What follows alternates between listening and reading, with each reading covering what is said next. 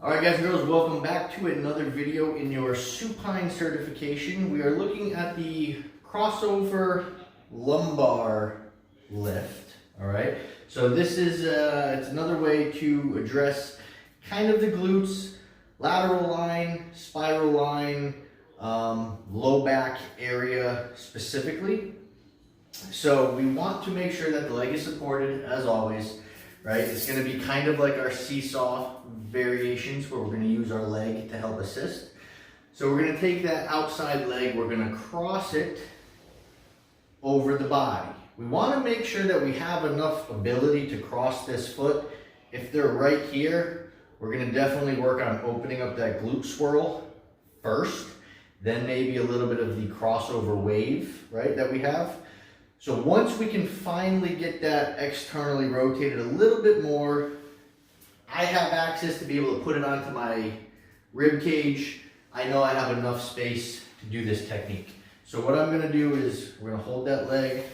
I'm going to bring my outside leg up to the table. We're going to cross her leg. And we're going to let that leg rest across my thigh. So I have my leg on the table. My foot is actually on the outside of this leg, so it will prevent her from rolling or shifting or falling off the table. So that's a nice little support. This leg is relaxed, comfortable on my leg. We have access to both hands. I'm going to use my counter lever. To start, I'm going to gently apply that downward pressure at that retinaculum area, okay? You can go all the way to the toes if you'd like, with a little bit of a traction for more full fascial front line stretch. But ideally that anchor point is going to be right at that retinaculum area where the foot will dorsiflex from, okay? So we're gonna anchor this down. This hand, we can support the knee, the quad. I can come down to the glutes if we're going to use some gentle myofascial pin and stretch, or I can actually assist that posterior hip crest with a little bit of a lift as we rotate from the hips and the lumbar, okay? So a lot of people may feel much more comfortable having a support here at that posterior part of their hip versus here and leaning away, okay? So as always, the support is key, because if we can keep as much support with the body as possible, we're working with the nervous system, not against it. So her system can feel safe enough with a nice support at the hip area, support with her leg on my leg, support with some extra pressure down on this foot. So we have a lot of points of contact, and as we can move through this technique, her system can feel safe enough where it doesn't have to hold on and protect itself or feel like she has to keep her hip in the air if we remove that hand. So this is going to be the technique. We're going to slowly just shift into some different angles. I can use my body to lean towards her foot. We can bring it into a little bit more external rotation as we work on playing with that hip area. We can maintain this downward pressure of the foot, which is going to help lift the femur. And then if we need or feel, we can slide this hand that supports the hip up to the front part or the anterior part, and then apply a little bit of a downward pressure to kind of counter lever.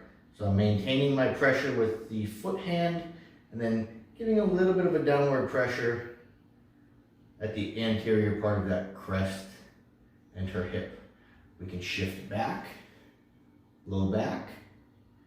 Nice little lift. We have that little lean away as we open up that hip capsule.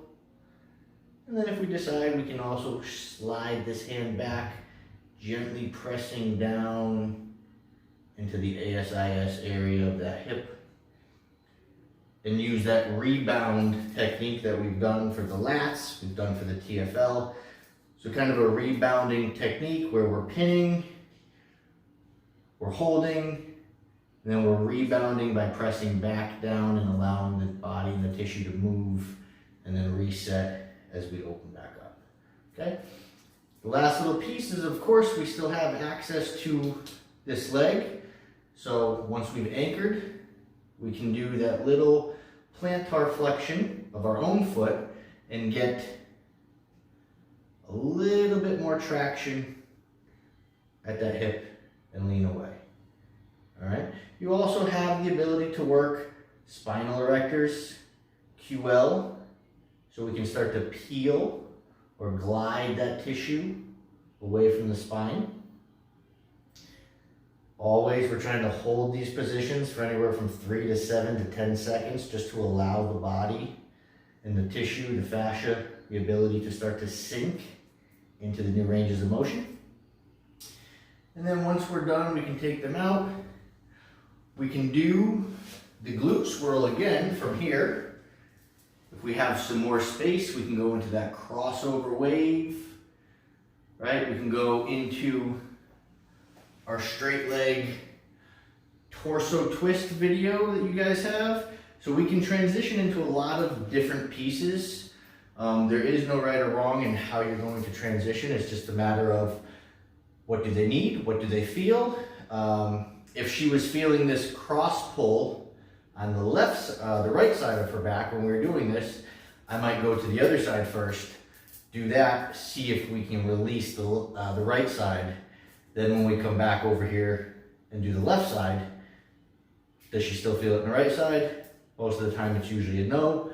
So cool, we know we freed up some fascial restriction and fascial connections. So that is going to be your crossover lumbar lift.